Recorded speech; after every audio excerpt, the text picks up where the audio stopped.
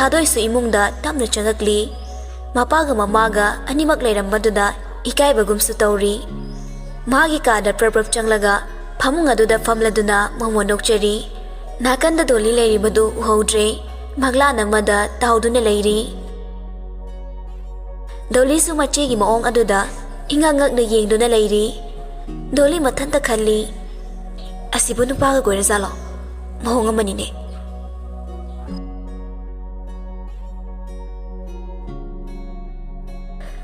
असुमना मतम खरादी हौसनख्रे लाइसेंबगा थादोइगसो फजना पाउ फाउनदुना नुक्सी लंबीदा चटमिनबा हौरकली दोली अमदी प्रेम पाउ फाउनरबसो इता तत्तना खतनरमी दोलीना प्रेम बुदी थमोय सेंगना नुक्सीजबनी अदुबो वांगांग संगांग लुदबा मरम मसिना प्रेम दो दोलीदगी लापलगे खलकपा हौरकलबनी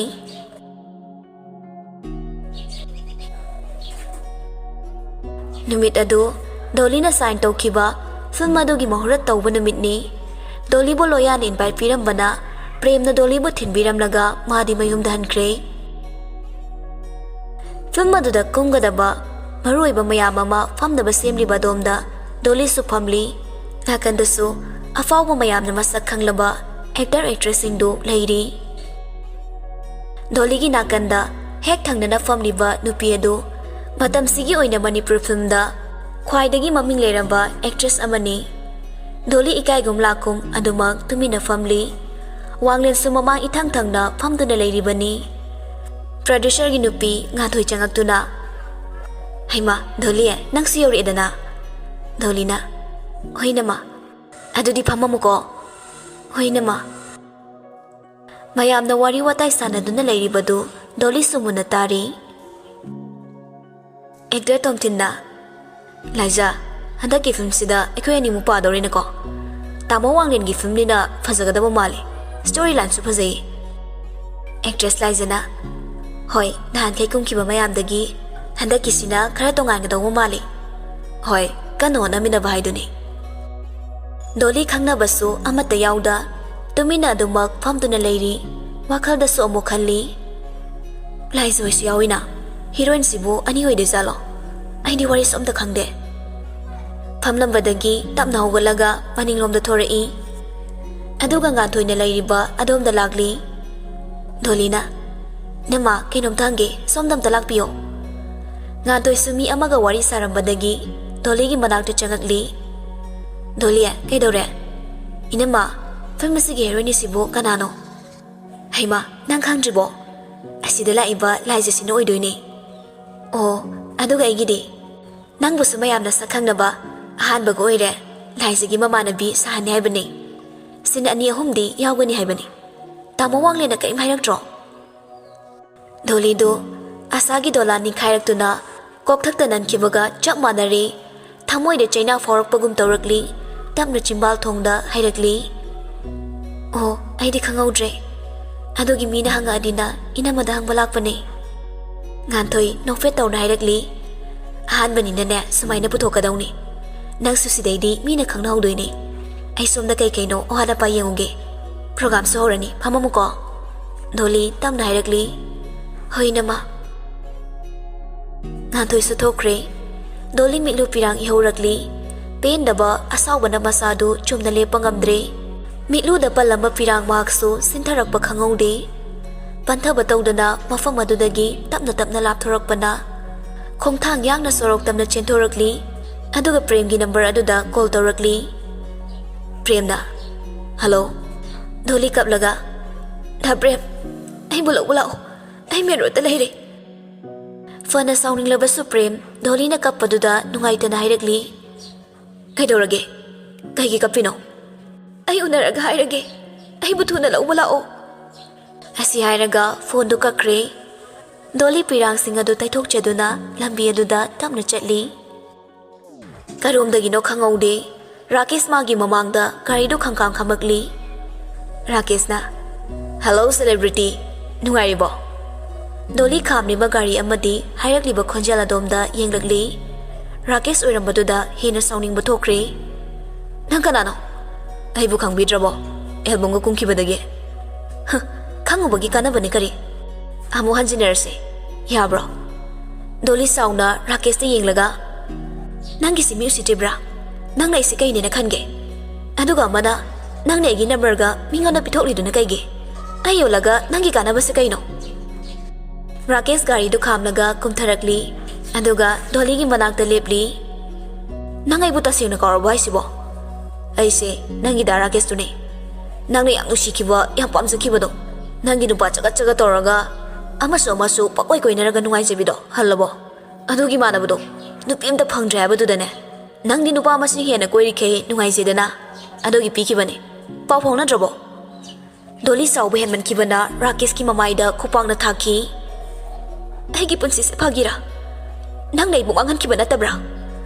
ꯑꯩꯒꯤ ꯏꯖꯠꯄꯨ ꯀꯔꯤꯁꯨ ꯂꯩꯇꯅ ꯈꯟꯈꯤꯕ ꯅꯠꯇ꯭ꯔꯥ? ꯑꯩꯅ ꯅꯪꯕꯨ ꯊꯥꯖꯔꯣꯏ, ꯅꯪꯕꯨ ꯅꯨꯡꯁꯤꯔꯨꯕꯒꯤ ꯃꯍꯩꯅꯦ ꯉꯁꯤ ꯃꯤꯌꯥꯝꯅ ꯑꯩꯕꯨ ꯃꯁꯛ ꯈꯪꯗꯨꯅ ꯅꯨꯡꯁꯤꯕꯤꯔꯤꯕ꯫ ꯑꯩꯅ ꯐꯥꯎꯕ ꯎꯔꯒ ꯅꯪ ꯀꯜꯂꯛꯄ꯭ꯔꯥ? ꯅꯪ ꯆꯥꯛꯄ꯭ꯔꯥ? ꯏꯃꯥꯡꯗ ꯀꯔꯤꯒꯤ ꯂꯦꯞꯂꯤꯕꯅꯣ? ꯑꯩꯕꯨ ꯍꯨꯟꯗꯣꯛꯂꯝꯂꯒ ꯂꯣꯠꯈ꯭ꯔꯒ ꯉꯁꯤꯅ ꯀꯔꯤꯒꯤ ꯑꯩꯕꯨ ꯀꯔꯦꯝꯅꯔꯤ? ꯔꯥꯀꯦꯁ ꯃꯃꯥꯏꯗꯨ ꯅꯥꯜꯂꯝꯕꯗꯒꯤ ꯗꯣꯂꯤꯒꯤ ꯈꯨꯗꯥꯡ ꯑꯗꯨ ꯇꯥ ꯄꯥꯏꯁꯤꯜꯂꯛꯂꯤ꯫ ꯈꯪꯍꯧꯗꯦ ꯅꯥꯀꯟꯗꯒꯤ ꯄ꯭ꯔꯦꯝꯅ ꯔꯥꯀꯦꯁꯄꯨ ꯀꯥꯎꯊꯣꯛꯈꯤ꯫ ꯔꯥꯀꯦꯁ ꯈꯔ ꯆꯠꯊꯣꯛꯂꯒ ꯂꯩꯃꯥꯏꯗ ꯇꯨꯔꯝꯃꯤ꯫ ꯗꯣꯂꯤ ꯄ꯭ꯔꯦꯝ ꯎꯕꯗ ꯁ꯭ꯋꯥꯏ ꯂꯥꯎꯈꯤ꯫ ꯄ꯭ꯔꯦꯝꯅ ꯗꯣꯂꯤꯕꯨ ꯃꯥꯒꯤ ꯃꯇꯨꯡꯗ ꯂꯦꯞꯍꯜꯂꯤ꯫ ꯄ꯭ꯔꯦꯝꯅ ꯅꯨꯄꯤ ꯑꯉꯥꯡꯗ ꯈꯨꯠ ꯁꯥ ꯁꯥꯡꯉꯤꯕ ꯅꯪ ꯌꯥꯝ ꯐꯥꯎꯕ꯭ꯔꯥ? ꯔꯥꯀꯦꯁ ꯇꯞꯅ ꯍꯧꯒꯠꯂꯒ ꯍꯥꯏꯐꯦꯠ ꯅꯣꯛꯂꯤ꯫ ꯁꯤꯗꯤ ꯑꯩ ꯈꯪꯅꯔꯤꯉꯩ ꯅꯣꯡꯃ ꯅꯣꯏ ꯆꯦꯒ ꯈꯪꯅꯕꯅꯦ ꯍꯥꯏꯈꯤꯕ ꯅꯣꯏ ꯂꯝꯕꯤꯗꯩ ꯊꯣꯔꯛꯈꯤꯕ ꯅꯨꯄꯥꯗꯨꯅꯤ꯫ ꯄ꯭ꯔꯦꯝ ꯆꯪꯁꯤꯜꯂꯒ ꯔꯥꯀꯦꯁꯀꯤ ꯀꯣꯂꯔ ꯑꯗꯨ ꯁꯨꯛꯄꯥꯏ ꯄꯥꯏꯁꯤꯜꯂꯤ꯫ ꯀꯩꯅꯣ ꯅꯪ ꯍꯥꯏꯗꯣ? ꯀꯩꯅꯣ ꯅꯪ ꯄꯥꯝꯃꯤꯁꯦ? ꯔꯥꯀꯦꯁ ꯑꯗꯨꯃꯛ ꯅꯣꯛꯐꯦꯠ ꯇꯧꯔꯤ ꯑꯗꯨꯒ ꯍꯥꯏꯔꯛꯂꯤ, ꯑꯩ ꯗꯣꯂꯤꯒꯤ ꯑꯦꯛꯁꯅꯤ꯫ ꯑꯗꯨꯒ ꯁꯣꯝꯅ ꯀꯅꯥ? ꯄ꯭ꯔꯦꯝꯁꯨ ꯔꯥꯀꯦꯁꯀꯤ ꯀꯣꯂꯔ ꯑꯗꯨ ꯊꯥꯗꯣꯛꯇꯦ ꯑꯗꯨꯒ ꯗꯣꯂꯤꯗ ꯍꯥꯏꯐꯦꯠ ꯌꯦꯡꯉꯛꯂꯤ꯫ ꯔꯥꯀꯦꯁ ꯃꯈꯥ ꯇꯥꯔꯛꯂꯤ, ꯑꯩ ꯈꯪꯅꯔꯤꯉꯩ ꯁꯣꯝꯕꯨ ꯑꯩꯅ ꯃꯈꯣꯏ ꯂꯝꯕꯤꯗ ꯎꯖꯈ꯭ꯔꯦ, ꯑꯗꯨꯕꯨ ꯑꯩꯁꯨ ꯅꯪ ꯀꯣꯏꯕ꯭ꯔꯥ ꯍꯥꯏꯕꯗꯤ ꯈꯪꯗꯦ꯫ ꯌꯥꯝ ꯉꯝꯕ ꯅꯨꯄꯤꯅꯤ, ꯑꯗꯨꯅꯕꯨ ꯑꯩꯅ ꯃꯥꯒꯤ ꯑꯄꯥꯝꯕ ꯐꯪꯂꯒ ꯍꯨꯟꯗꯣꯛꯂꯝꯃꯤꯅꯤ꯫ ꯔꯥꯀꯦꯁꯀꯤ ꯋꯥꯍꯩ ꯑꯗꯨꯗ ꯄ꯭ꯔꯦꯝꯅ ꯔꯥꯀꯦꯁꯄꯨ ꯃꯃꯥꯏꯗ ꯀꯤꯟ ꯑꯃꯨꯔꯛ ꯊꯤꯜꯂꯝꯃꯤ ꯑꯗꯨꯒ ꯗꯣꯂꯤꯒꯤ ꯈꯨꯗꯥꯡ ꯑꯗꯨ ꯄꯥꯏꯗꯨꯅ ꯆꯤꯡꯂꯒ ꯃꯥꯒꯤ ꯒꯥꯔꯤꯗ ꯍꯥꯞꯀꯠꯂꯤ꯫ ꯗꯣꯂꯤ ꯋꯥ ꯑꯃꯠꯇ ꯉꯥꯡꯕ ꯊꯣꯛꯈꯤꯗ꯭ꯔꯦ꯫ ꯉꯁꯤ ꯃꯍꯥꯛꯅ ꯎꯔꯤꯕ ꯇꯥꯔꯤꯕ ꯊꯧꯗꯣꯛ ꯃꯌꯥꯝ ꯑꯁꯤ ꯃꯍꯥꯛꯀꯤ ꯀꯣꯛ ꯃꯆꯥ ꯑꯗꯨꯗ ꯀꯔꯤ ꯇꯧꯁꯤꯒꯦ ꯍꯥꯏꯕ ꯈꯪꯈꯤꯗ꯭ꯔꯦ꯫ ꯄ꯭ꯔꯦꯝꯁꯨ ꯒꯥꯔꯤꯗꯨ ꯌꯥꯡꯅ ꯊꯧꯗꯨꯅ ꯂꯥꯛꯂꯤ꯫ ꯃꯈꯣꯏ ꯑꯅꯤꯃꯛ ꯋꯥ ꯃꯆꯦꯠ ꯑꯃꯠꯇ ꯉꯥꯡꯅꯗꯦ꯫ ꯑꯗꯨꯕꯨ ꯄ꯭ꯔꯦꯝꯒꯤ ꯊꯃꯣꯏꯗꯤ ꯃꯩꯒꯤ ꯆꯤꯡ ꯄꯣꯈꯥꯏꯈꯤꯗꯨꯅ ꯍꯛꯆꯥꯡ ꯄꯨꯝꯕ ꯆꯥꯊꯦꯛꯂꯕꯅꯤ꯫ ꯃꯌꯥ ꯑꯅꯤꯗꯨ ꯀ꯭ꯔꯛ ꯀ꯭ꯔꯛ ꯆꯤꯛꯂꯒ ꯒꯥꯔꯤꯗꯨ ꯑꯗꯨꯃꯛ ꯀꯟꯅ ꯊꯧꯔꯤ꯫ ꯗꯣꯂꯤꯁꯨ ꯃꯤꯠꯂꯨ ꯑꯅꯤꯗꯒꯤ ꯄꯤꯔꯥꯡ ꯃꯥꯁꯨ ꯃꯅꯤꯡ ꯇꯝꯅ ꯆꯤꯟꯊꯔꯤ꯫ ꯄ꯭ꯔꯦꯝꯅ ꯀꯔꯤ ꯍꯥꯏꯔꯛꯀꯅꯤ ꯈꯟꯕꯗ ꯃꯁꯥꯗꯨ ꯂꯩꯇꯥꯗ꯭ꯔꯦ꯫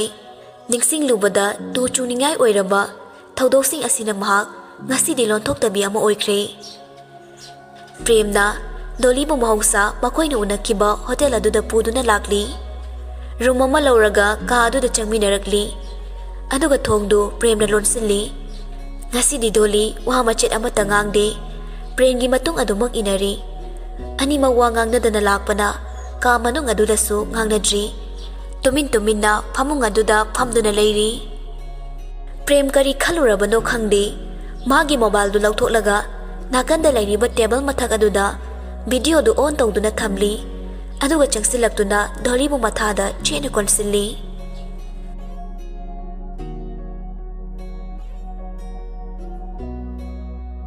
ꯆꯥꯛ ꯇꯣꯛꯂꯛꯄꯒꯤ ꯄꯨꯡ 9ꯃꯨꯛ ꯇꯥꯔꯛꯄ ꯑꯗꯨꯋꯥꯏꯅꯤ꯫ ꯊꯥꯗꯣꯏ ꯁꯨꯃꯥꯡ ꯃꯇꯣꯟꯗ ꯍꯧꯔꯤꯕ ꯂꯩꯍꯥꯎ ꯄꯥꯝꯕꯤ ꯑꯗꯨꯒꯤ ꯃꯈꯣꯡꯗ ꯃꯣꯔꯥ ꯑꯃꯗ ꯐꯝꯂꯨꯗꯨꯅ ꯂꯩꯁꯦꯝꯕꯒ ꯋꯥꯔꯤ ꯁꯥꯔꯤ꯫ ꯂꯩꯁꯦꯝꯕꯅ, ꯍꯟꯗꯛꯀꯤ ꯀꯃꯤꯡ ꯁꯟꯗꯦꯁꯤꯗꯅꯦ ꯑꯩ ꯂꯥꯛꯑꯅꯤ, ꯌꯥꯗꯕ ꯌꯥꯔꯣꯏꯀꯣ? ꯂꯥꯛꯑꯣ꯫ ꯑꯗꯣ ꯀꯩꯗꯧꯔꯕ? ꯑꯩꯕꯨ ꯁꯛ ꯊꯤꯌꯦꯅ ꯅꯪꯒꯤ ꯋꯥꯈꯜ ꯍꯣꯡꯕꯤꯈ꯭ꯔꯗꯤ? ꯅꯥꯞ ꯆꯥꯗꯕ ꯋꯥ, ꯍꯅꯨꯊꯪꯁꯤꯗꯅꯦ ꯅꯨꯡꯁꯤꯕꯕꯨ ꯍꯣꯡꯗꯣꯛ ꯍꯣꯡꯖꯤꯟ ꯌꯥꯕ꯭ꯔꯣ ꯑꯉꯥꯎꯕꯤ? ꯃꯈꯣꯟ ꯍꯦꯟꯅ ꯏꯅꯨꯡꯉꯦ ꯅꯨꯡꯁꯤꯈꯦ꯫ ꯑꯩꯗꯤ ꯅꯨꯄꯥꯁꯤꯡꯁꯦ ꯌꯥꯝꯅ ꯀꯤ, ꯃꯃꯤꯠ ꯌꯥꯝ ꯌꯥꯝꯒꯜꯂꯤ, ꯐꯖꯕꯗ ꯌꯥꯝ ꯉꯥꯎꯒꯜꯂꯤ꯫ ꯅꯪꯅ ꯍꯥꯏꯅꯤꯡꯉꯤꯁꯦ ꯑꯣꯜ ꯃꯦꯟ ꯑꯥꯔ ꯁꯦꯝ ꯀꯥꯏꯗꯨꯔꯣ? ꯑꯗꯨꯏ ꯋꯥꯁꯨ ꯅꯠꯇꯦꯕ, ꯑꯅꯝꯕꯅ ꯃꯔꯩꯅ ꯃꯔꯩ ꯍꯩꯔꯤꯕ, ꯏꯅꯥꯛꯇꯒ ꯂꯩꯔꯝꯃꯗꯤ ꯅꯨꯡꯁꯤꯃꯟꯗꯅ ꯆꯞꯈꯥꯏꯅꯤꯕꯣ꯫ ꯀꯔꯤꯕꯣ? ꯀꯩꯁꯨ ꯍꯥꯏꯗꯦ, ꯌꯥꯝ ꯅꯨꯡꯁꯤ ꯍꯥꯏꯕ꯫ ꯍꯥꯏꯖꯤꯜꯂꯛꯀꯅꯣ, ꯑꯩ ꯏꯀꯥꯏꯌꯦꯕ꯫ ꯂꯩꯁꯦꯝꯕ ꯅꯣꯛꯂꯒ, ꯏꯀꯥꯏ ꯊꯤꯒꯟꯕꯁꯤꯅ ꯅꯨꯡꯁꯤ ꯍꯥꯏꯔꯨꯕꯗ ꯏꯀꯥꯏꯕꯒꯤ ꯆꯥꯡꯁꯨ ꯍꯦꯟꯖꯤꯟꯈ꯭ꯔꯦ꯫ ꯎꯅꯕ ꯅꯨꯃꯤꯠꯇ ꯂꯣꯟ ꯊꯣꯛꯈꯤꯗꯕ꯭ꯔꯥ ꯀꯩꯅꯣ? ꯗꯗꯥꯗꯤ ꯑꯦꯛꯁꯄꯤꯔꯤꯌꯦꯟꯁ ꯂꯩꯔꯝꯃꯅꯤꯌꯦ, ꯑꯩꯒꯤꯗꯤ ꯑꯍꯥꯟꯕꯅꯦ꯫ ꯂꯩꯁꯦꯝꯕ ꯍꯥꯏꯐꯦꯠ ꯁꯥꯎꯖꯤꯟꯅꯔꯒ, ꯀꯔꯤꯕ? ꯅꯪꯒꯤꯁꯤ ꯈꯟꯅꯕ ꯍꯧꯔꯤꯔꯥ?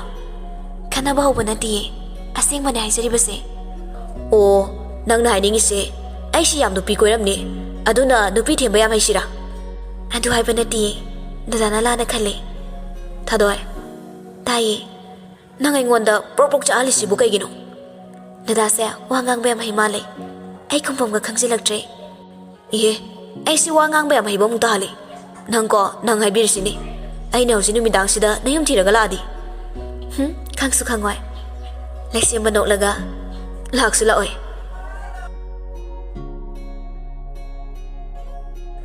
ꯁꯣꯝꯗꯅ ꯗꯣꯂꯤ ꯀꯞꯂꯒ ꯄ꯭ꯔꯦꯝꯒ ꯋꯥꯔꯤ ꯁꯥꯔꯤ ꯗꯥ ꯑꯩ ꯅꯪꯕꯨ ꯌꯥꯝ ꯅꯨꯡꯁꯤꯌꯦ ꯑꯩ ꯌꯥꯝ ꯂꯥꯟꯈ꯭ꯔꯦ ꯑꯩ ꯐꯤल्मꯁꯨ ꯀꯨꯝꯂꯔꯣꯏ ꯑꯦꯜꯕꯝꯁꯨ ꯀꯨꯝꯃꯔꯣꯏꯌꯦ ꯄ꯭ꯔꯦꯝꯁꯨ ꯅꯨꯡꯉꯥꯏꯇꯅ ꯂꯥꯟꯈ꯭ꯔꯦ ꯍꯥꯏꯔꯒ ꯂꯥꯟꯈ꯭ꯔꯤꯕ ꯃꯌꯥꯝꯁꯦ ꯍꯦꯛꯇ ꯏꯔꯥꯏ ꯂꯥꯏꯅ ꯀꯥꯎꯊꯣꯛꯄ ꯌꯥꯕ꯭ꯔꯕꯦ ꯑꯩꯅ ꯅꯪꯉꯣꯟꯗ ꯀꯌꯥꯔꯛ ꯒ꯭ꯌꯥꯟ ꯇꯥꯅꯕ ꯍꯥꯏꯈꯤ ꯅꯪꯅ ꯑꯁꯨꯛ ꯑꯣꯛꯇ꯭ꯔꯤꯕ ꯑꯁꯨꯛ ꯒ꯭ꯌꯥꯟ ꯇꯥꯗ꯭ꯔꯤꯕꯁꯤꯕꯨ ꯀꯩꯒꯤꯅꯣ ꯃꯥꯅꯤ ꯑꯩꯗꯤ ꯑꯣꯛꯇꯕꯤꯅꯤ ꯍꯥꯏꯔꯤꯕꯈꯩꯁꯨ ꯄꯛꯆꯔꯅꯤ ꯑꯩꯁꯤꯕꯨ ꯍꯤꯡꯕꯗ ꯃꯇꯤꯛ ꯆꯥꯔꯤꯕ꯭ꯔꯗ ꯙꯥꯔꯥꯀꯤꯁꯀꯤ ꯊꯧꯗꯣꯛꯇꯨꯗꯤ ꯑꯩ ꯇꯁꯦꯡꯅ ꯂꯥꯟꯈꯤꯗꯕꯅꯤ ꯃꯥꯅ ꯑꯩꯕꯨ ꯅꯨꯡꯁꯤꯕ ꯁꯥꯖꯤꯟꯕꯤꯔꯝꯕꯅꯤ ꯁꯤꯗ ꯀꯃꯥꯏꯅ ꯅꯪ ꯂꯥꯟꯗ꯭ꯔꯤꯅꯣ ꯍꯥꯏꯌꯨꯅꯦ ꯅꯨꯄꯥ ꯀꯣꯏꯔꯦ ꯅꯨꯡꯁꯤꯅꯔꯦꯅꯕꯨ ꯀꯣꯏꯅꯕ ꯈꯨꯗꯤꯡ ꯅꯪ ꯂꯩꯃꯤꯟꯅꯗꯧꯔꯤꯕ꯭ꯔꯥ ꯍꯣꯏ ꯑꯩꯁꯨ ꯂꯥꯟꯗꯕꯗꯤ ꯅꯠꯇꯦ ꯑꯗꯨꯕꯨ ꯑꯩꯗꯤ ꯅꯪꯕꯨ ꯇꯁꯦꯡꯅ ꯅꯨꯡꯁꯤꯕꯒꯤ ꯅꯪꯕꯨ ꯑꯩꯒꯤ ꯑꯣꯏꯔꯕꯅꯦ ꯈꯟꯅ ꯑꯩꯁꯨ ꯐꯠꯇ꯭ꯔꯕ ꯁꯥꯒꯤ ꯋꯥꯈꯜꯁꯦ ꯐꯥꯊꯕ ꯉꯝꯍꯧꯗ꯭ꯔꯦ ꯑꯗꯨꯒ ꯅꯪꯗꯤ ꯑꯍꯥꯟꯕ ꯁꯣꯏꯈ꯭ꯔꯦ ꯈꯪꯅ ꯈꯪꯅ ꯍꯟꯖꯤꯟ ꯍꯟꯖꯤൻ ꯀꯩꯁꯨ ꯂꯩꯇꯕ ꯐꯤल्मꯒꯤꯗꯃꯛ ꯋꯥꯡꯂꯤꯉꯤ ꯃꯐꯝꯗꯁꯨ ꯑꯩ ꯇꯁꯦꯡꯅ ꯏꯁꯥ ꯏꯊꯟꯇ ꯇꯨꯀꯠꯆꯕ ꯐꯥꯎꯔꯦ ꯗꯣꯂꯤ ꯀꯞꯂꯒ ꯆꯩꯌꯨ ꯉꯥꯡꯉꯣ ꯅꯪꯒꯤ ꯄꯦꯟꯅꯕ ꯅꯆꯤꯟꯗꯨꯅ ꯍꯟꯖꯤꯟ ꯍꯟꯖꯤन ꯑꯣꯛꯇꯕꯤꯅꯤ ꯍꯥꯏꯈꯣ ꯃꯥꯅꯦ ꯑꯩꯗꯤ ꯑꯣꯛꯇꯕꯤꯅꯤ ꯄ꯭ꯔꯦꯝ ꯁꯤꯟꯊꯔꯤꯕ ꯄꯤꯔꯥꯡ ꯑꯗꯨ ꯃꯈꯨꯠꯇꯨꯅ ꯇꯩꯊꯣꯛꯂꯒ ꯑꯕꯦ ꯅꯪꯁꯤ ꯗꯗꯥꯅꯗꯤ ꯌꯥꯝꯅ ꯅꯨꯡꯁꯤꯖꯕꯅꯤ ꯑꯗꯨꯕꯨ ꯉꯁꯤ ꯑꯩꯈꯣꯏꯅꯤ ꯎꯅꯔꯤꯕꯁꯦ ꯃꯁꯤꯅ ꯑꯃꯨꯛ ꯍꯟꯅ ꯎꯅꯔꯒꯨꯝꯁꯤ ꯑꯩꯈꯣꯏ ꯑꯅꯤ ꯂꯥꯞꯊꯣꯛꯅꯔꯁꯤ ꯗꯣꯂꯤ ꯀꯥꯏꯔꯕ ꯊꯃꯣꯏ ꯑꯗꯨꯕꯨ ꯐꯥꯖꯤꯜꯂꯗꯨꯅ ꯇꯞꯅ ꯍꯥꯏꯔꯛꯂꯤ ꯐꯔꯦ ꯗꯗꯥꯒꯤꯁꯨ ꯑꯄꯥꯝꯕ ꯄꯨꯝꯅꯃꯛ ꯏꯐꯝꯗꯒꯤ ꯐꯪꯂꯕꯅꯤꯅ ꯍꯧꯖꯤꯛꯇꯤ ꯑꯩꯒꯤ ꯍꯛ ꯑꯃꯠꯇ ꯂꯩꯇ꯭ꯔꯦ ꯑꯩ ꯏꯁꯥꯅ ꯏꯁꯥꯒꯤ ꯏꯖꯠꯄꯨ ꯂꯨꯛꯃꯥꯏꯗ ꯍꯥꯞꯂꯨꯕꯒꯤꯅꯤ ꯈꯟꯗꯨꯅ ꯑꯩꯁꯨ ꯍꯔꯥꯎꯅ ꯌꯥꯖꯔꯒꯦ ꯑꯔꯣꯏꯕ ꯑꯣꯏꯅ ꯍꯥꯏꯖꯔꯤ ꯉꯁꯥꯏ ꯅꯝꯈꯤꯕ ꯚꯤꯗꯤꯑꯣꯗꯨꯃꯇꯪꯗꯤ ꯑꯃꯨꯛꯇ ꯀꯛꯊꯠꯄꯤꯌꯨ ꯑꯁꯤ ꯍꯥꯏꯔꯒ ꯗꯣꯂꯤ ꯍꯤꯒꯤ ꯀꯞꯂꯛꯂꯤ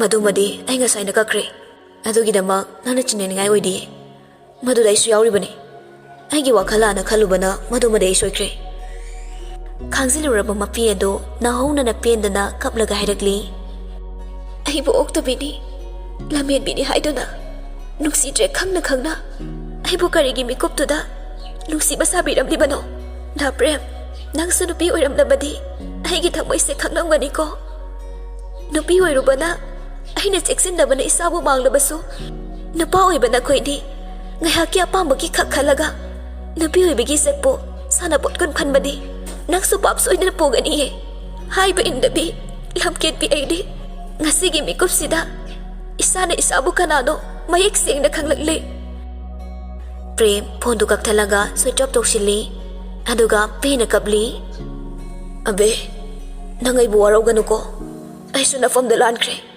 ꯑꯗꯨꯕꯨ ꯑꯩ ꯅꯪꯕꯨ ꯇꯁꯦꯡꯅ ꯇꯨꯀꯠꯆꯕ ꯐꯥꯎꯔꯦ ꯃꯁꯤꯗꯁꯨ ꯅꯠꯇꯅ ꯑꯩꯅ ꯈꯪꯗꯕ ꯀꯌా ꯑꯃꯁꯨ ꯁꯣꯏꯗꯅ ꯂꯩꯔꯝꯒꯅꯤ ꯅꯪ ꯌꯥꯝ ꯈꯠꯃꯜꯂꯤ ꯅꯪ ꯌꯥꯝꯅ ꯍꯦꯟꯃꯜꯂꯤ ꯑꯩ ꯅꯪꯒ ꯅꯛꯁꯤꯟꯅꯕ ꯄꯥꯝꯗ꯭ꯔꯦ ꯑꯩꯁꯨ ꯃꯁꯤꯒꯤ ꯐꯪꯐꯝ ꯊꯣꯛꯄ ꯄꯥꯞꯇꯣ ꯑꯩ ꯄꯨꯖꯔꯒꯦ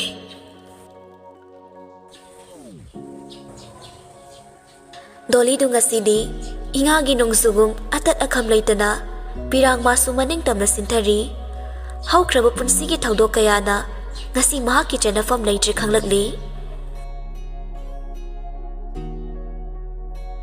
asumna kaplingai thadoi sutumnagi khanna kahada changakli dolina makhol thokna kapribasu kapli haibadu thadoi na khangnaduna pakhana doli gi manakta chasilakli abe kedore doli sumache na korokpadu tabada hena pukning nusiduna makhol thokini haibagi matagum hingna hingna kapli thadoi sumanaudu karigumba khara tawre khangladuna nuksina themjinbiri abe kedorage iche da hayo karigino nangna duk thawai wana kapli dubo ahin se thengi tawai dese nupi oi be khoidine yumda leiraga kapase imung wai haina bani Dolly machi na famliba adom don silaglaga machi bu ko duna kablagli. Iche ai iche gi mafam da yamna lankre. Iche na ibu sen ajaba. Iche na ibu ngangbi ba kaya do. Ngasi di ai mayik sing da khanglakli. Iche ai se hai ba indabi imung wana ba popo macha oira male. Thadoi sunungai tana manaw bu konsinbiri. Nupi khoi dine khongthang ama hek soibada noroki komna tagadoribani. Mi gi ngang na fam hek toi gadoribani. Adunani iche na nangbu faning bagi chairibado. To kapanuse ima hoi taradine pakhanarani. Iche ai ngasi di tasing na siningle. Ai si hingbada matik yam chadre. Hai di inaw na khongfam soiki balera basune.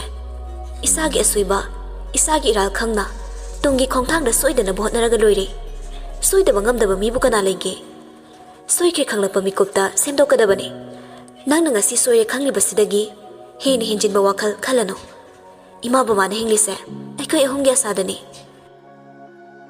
Thadoi su ngasidi manaw nupigi thamoi kaire khangbana masu Dolly phamungda punna tuminarami. Dolly di mabit adu usilli haibatani tumthabadi yadre. Masana lankhiba kayaduna ngasidi mairi thokna chaklari wakhalna pothaba ngamdraba karamna tumthaba ngangani. Pung ahumuk tarakpa dwaida kaplubagi masado waraduna adumak tumthakirami.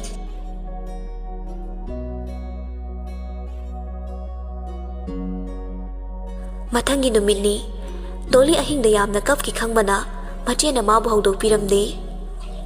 Mamana pung sinipan helene abedu hawdokpirodana.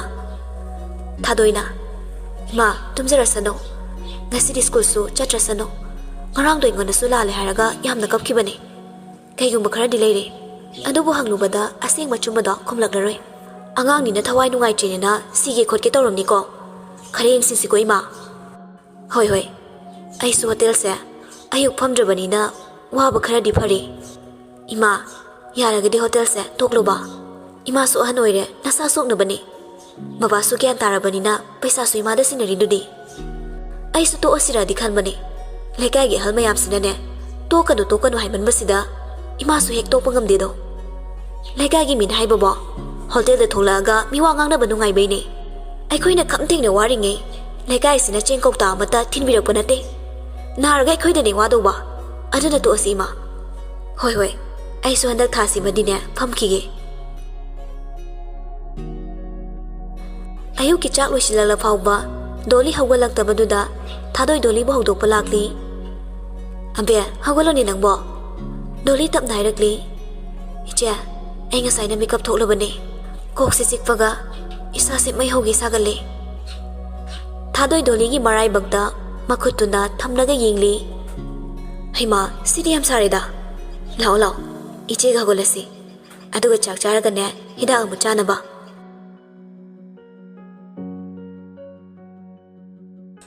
Ayuk ki chak ado mamingi khasiktang charaduna phamung de hipli.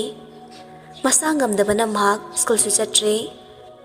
Haukraba punsigi chamam naraba ningsing lubada hangoiraba wari singaduna Dolly ngasi di tasingna chektheng fangli.